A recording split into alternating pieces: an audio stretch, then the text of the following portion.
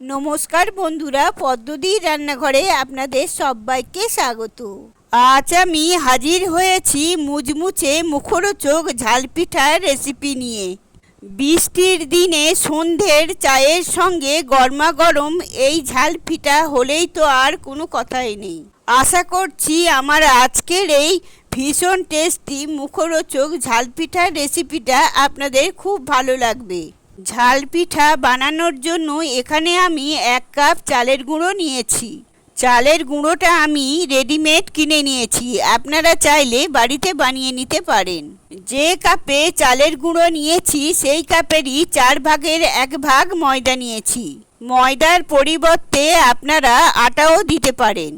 এবার একটা বড় বাটির মধ্যে দিয়ে দিলাম ওই 1 কাপ চালের গুঁড়ো আর 1/4 কাপ ময়দা এর মধ্যে মিশিয়ে দিচ্ছি।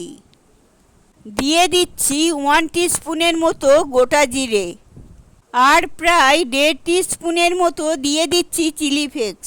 দিয়ে দিচ্ছি এখানে গোলমরিচের গুঁড়ো। এখানে আমি প্রায় 14-15 খানা গোলমরিচকে একটু মোটা মোটা করে পিষে নিয়েছি। অল্প একটু হলুদের গুঁড়ো দিয়ে দিলাম যাতে করে রঙটা সুন্দর হয়। এখানে কিছুটা কারি পাতা আমি কুচিয়ে দিচ্ছি, এতে করে সুন্দর একটা ফ্লেভার হয়। হাতের কাছে কারি পাতা থাকলে অবশ্যই ছোট ছোট করে কুচিয়ে দিতে পারেন। এবার দিয়ে দিচ্ছি একটা সুন্দর ফ্রেশ ফ্লেভারের জন্য বেশ কিছুটা ধনেপাতাও। আর এবার আমি অ্যাড করে দিচ্ছি এখানে আদা রসুনের পেস্ট। তবে আপনারা যদি নিরামিষ দিনে বানিয়ে থাকেন সেই ক্ষেত্রে রসুন না দিয়ে আদাকে খুব মিহি করে গ্রেট করে অ্যাড করতে পারেন। আমি এখানে মিশিয়ে দিচ্ছি একটা মাঝারি সাইজের পেঁয়াজকেও মিহি করে কুচিয়ে। নিরামিষ দিনে বানালে আপনারা রসুন পেঁয়াজটা না দিয়ে বানাতে পারেন। এখানে দিয়ে দিচ্ছি পরিমাণ মতো লবণ।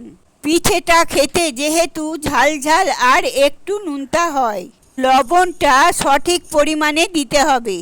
এবার সমস্ত শুকনো উপকরণগুলোকে আগে ভালো করে একটু মিশিয়ে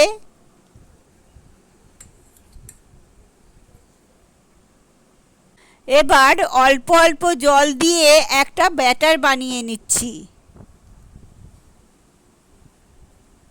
অল্প অল্প জল দিয়ে মেখে নিচ্ছি যাতে করে এই ব্যাটারের মধ্যে কোনো না গুডলি থেকে যায় বা কোনো না লাম্পস থেকে যায়।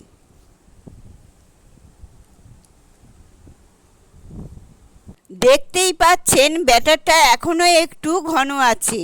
আরও একটু জল মিশিয়ে সঠিক ঘনত্বে ব্যাটারটাকে তৈরি করে নিয়ে দেখাচ্ছি ঠিক কেমন ঘনত্ব এটা তৈরি হবে। আর এতে কিন্তু আমার প্রায় 2 কাপ মতো জল লেগেছে।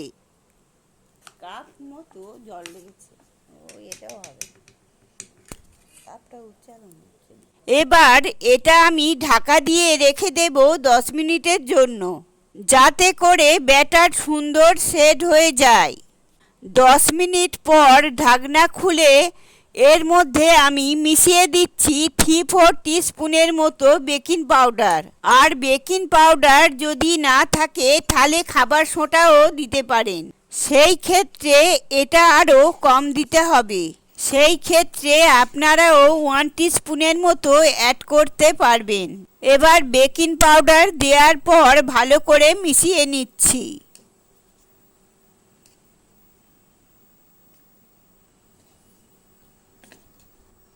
দেখুন ঘনত্বটা দেখে আশা করছি আপনারা বুঝতেই পারছেন।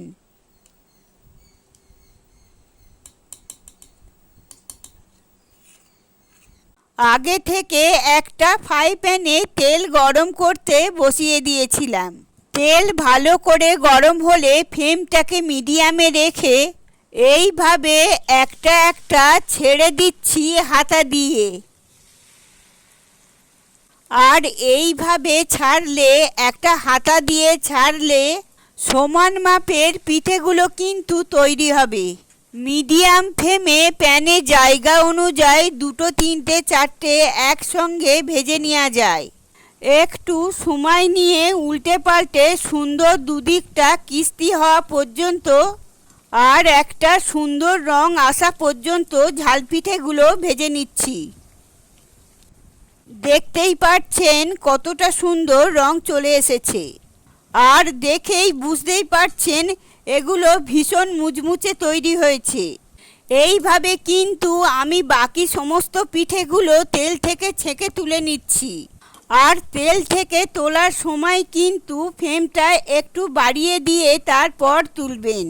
তাতে করে কিন্তু পিঠে থেকে তেল খুব ভালো করে ঝরে যাবে।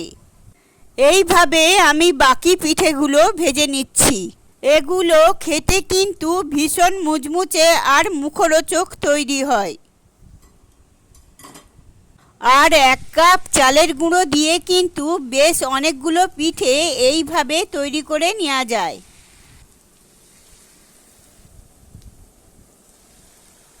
দেখতেই পাচ্ছেন কতটা লোভনীয় হয়েছে। আশা করছি আমার আজকের এই ঝাল পিঠের রেসিপিটা আপনাদের ভালো লেগেছে।